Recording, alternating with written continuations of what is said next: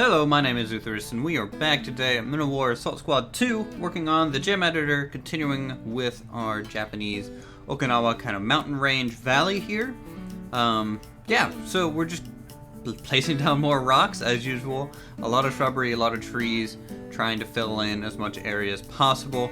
It's going to be a very long and almost tedious process, but it kind of reminds me of working on landscape paintings and things like that. And so for me, I enjoy this kind of work. This is a lot of rinse and repeat kind of stuff. But hey, if you like watching Bob Ross, you'll like watching this, in my opinion, because there's a lot of, happy little trees and happy little bushes being laid down pretty much everywhere and consistently. So, yeah, we expanded the right side of the map, and the reason for that is I felt like the path wasn't quite going to work with the original layout I had, and so we expanded it from those lines. You can see those little lines there on the map that mark the old border, and you can see how much more width we added just to give some more plateaus, some more rocky entrenchments to allow for better defense, and to continue the theme kind of more throughout and make it a little bit more of an accessible ramp up the left flank for that team. So that's good. Of course, we're going to be testing our pathways as much as possible, painting, editing the terrain, making it smooth as possible, because obviously Minowar's a kind of AI still really a big hurdle to try and get over for making these type of things. Again, I haven't seen anything like this in Minowar yet, and at least nothing like this steep. I mean, every map has like a hill or two, but this is, in my opinion, a little extreme, and so we have to make sure to make it a very playable map, or else no one's going to enjoy it. It might look as pretty as anything else in the game, but if it's not playable, no one's gonna play the dang thing. So there's no point in making something pretty that no one can enjoy. So we're gonna be working with the rocks, trying to break them up a little bit. I want to try and use less objects as the map goes on, because obviously lag is going to be an issue. Unless you have a high-end machine, I doubt really this map won't be playable for probably most people, but we'll see. I hope that's not the case, but if there's enough lag concerns and things, I can go back in and delete and remove some objects to try and keep the object count low in the long run. I mean, luckily the back kind of mountainous peaks we have aren't going to have all these rocks and things, because really, in my mind, they're supposed to be very background oriented, and so that can just be the plain rock face going forward. We're going to be sinking in trees into the ground. This is kind of a technique we learned last time, and then also we're actually using this technique in Planet Coaster to create shrubbery. But I figured for this, if you sink a tree about halfway or 3/4 of the way into the ground on a hillside, what you can do is then make these large voluminous shrubberies going up the hillside and make it look like they're attached to the rock face itself. And it looks very natural, and it looks very nice to have a bunch of greenery kind of tucked in. It's almost as if there are these little ledges that are just wide enough for some things to grow. Again, the rock's very brown, not much I can do about it. Kind of wish there was more rock variation, but oh well. But we're luckily at a stage where we can use kind of a lot of copy and paste, and that's kind of what we're doing at this point. Just really zooming around the map, filling in as much area as possible. This is still 2 hours of work, though, cut down for your guys', I guess, viewing pleasure, because no one really wants to sit 2 hours of rock placement, so this is why these are 10-minute speed builds followed by a final little overview. Little bits of bamboo going around. We're also going to eventually add some shrubs kind of encroaching onto the pathways themselves, because you're not going to have these pristine mountain ranges all the time everywhere. I think that's a little absurd to think so. And then of course we'll be painting grass textures as well. So you can see I'm adding a bunch of shrubs, and then what I do is I sparsely kind of go in, delete areas where I think a lot of road traffic might go, and then also kind of spread them out and make it look maybe a little bit more natural. Here we're using the grass brush, trying to bring some more color variation into the grass texture itself. It also hides a little bit of that grid nature that you get when you're doing terrain. And so You can bring in some certain colors on the peaks, change that from the valleys, and then at that point you're like, okay, well, there's different grasses growing on different spots, and it's a little bit more believable in my eyes, and a little bit more representation of what you might see on an actual mountainside. So we're going to be finishing up kind of the right side here soon, which is good. That means we're probably about, at this point in the video, probably around 35% done with the map, which is great.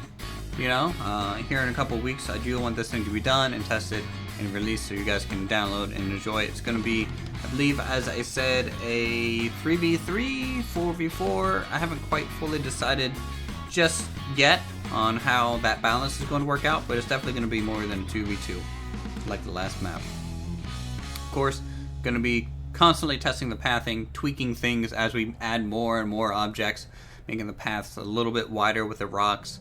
And then we're going to go and work on the left side here in a second. The left side is going to be a little bit different than the far right side. Obviously, there's some more room to cut away and make some more wider pathing areas. So that's pretty good. And I really want to try and keep the pathing a little bit more snake-like. And how I do this is essentially, I guess the best way to do it is do a wide brush, and you go along the path and use the smooth function by holding shift, and you can draw a smooth kind of path along that. Now you're going to get rounded hillsides by doing that, and then what I do to get kind of more sharper cliff faces is that I'll do a small brush and I'll actually trace the edges of those rounded bits to bring up the volume again on those areas to make them a little bit more sharper. And then when I go back over with a smooth brush, we'll actually get that nice steep cliffside that you're expecting from this kind of process.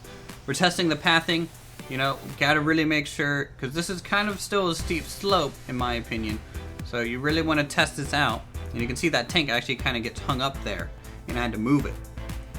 This process over here, now this is a very steep cliffside, and to get a path up it is really hard. And so what I had to do is I had to actually go back in and step the terrain initially with about a 50 unit height difference. You can see carving away here, trying to make that initial terrain variation much less than, say, 200 units, 150 units that it was, and that way the smooth tool can actually function a lot better. Here you can actually see, using that thin brush to bring up the cliff face edges, and then we're painting those new cliff faces here with that rock texture. That's going to help us visualize, make sure everything looks right. We're also going to have a smaller sneaking path here, maybe for light infantry. Small light tanks can go up and down this section. That'll be pretty cool to see. The middle section has an area like this where it has a little bit more of a direct route in a certain area, but it's only passable through smaller vehicles or lighter infantry, just because, for balance reasons in my mind, those pathways would just kind of be everywhere. Here, continuing sculpting. Sculpting like this is almost like working with Play-Doh in my mind. I'm slowly adding things, smoothing it out, adding some more, smoothing it out again, and then painting over the cliff edges to reveal kind of what we sculpted away here. And hopefully it looks about as natural as you can get. I again, haven't made many maps yet. This is still only my second map that I've ever made in Middle War, and so I don't think I'm 100% comfortable with the editor just yet. Here, I figured, well, this path is a little redundant, and so we're going to break that and connect that to the main section as well. Anyways, we're just going to finally send our tanks on a little bit of a pathing test here, and then we are going to cut to the current me, and we'll look at the map and the actual atmosphere so you guys can kind of see how it's coming together, and we'll call it an episode there. Not much rock placement on the left side. I think that's going to be next time. So, thank you guys so much for watching.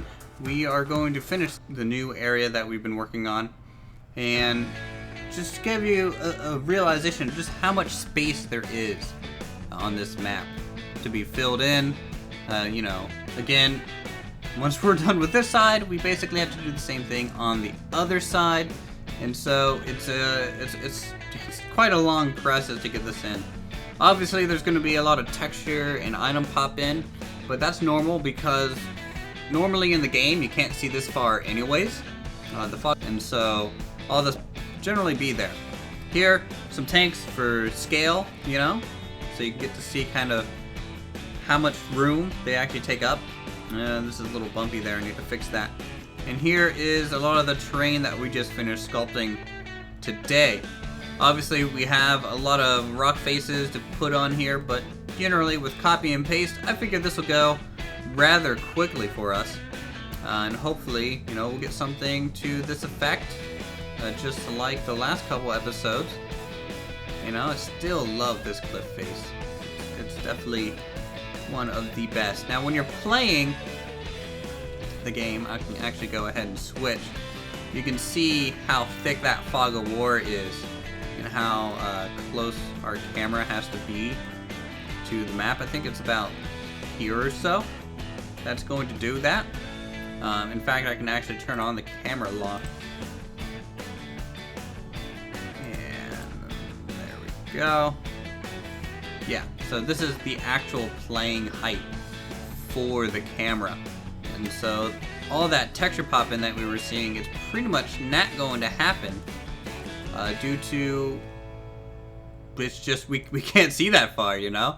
I'm gonna probably have to expand the camera, probably raise it up a little bit just so we can get some way to look upwards.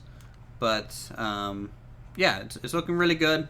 Anyways, thank you guys so much for watching. As always, if you all enjoyed the content, feel free to subscribe for more Men of War such as this. Go ahead and check out my other builds, because I do many of them.